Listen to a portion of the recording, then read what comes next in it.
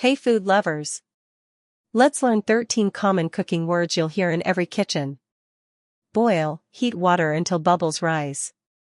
Boil the rice for 10 minutes. Pour, make liquid flow. Pour the juice into the glass. Slice, cut into thin pieces. Slice the bread before toasting. Bake, cook in an oven. Bake the cookies for 20 minutes. Grill, cook over direct heat. Grill the paneer until crispy. Fry, cook in hot oil. Fry the eggs until golden. Peel, remove the outer skin. Peel the potatoes before boiling. Simmer, cook slowly on low heat. Simmer the soup for 15 minutes. Mix, combine ingredients together. Mix flour and sugar well. Now you know common cooking words. Comment your favorite and follow for more English with food.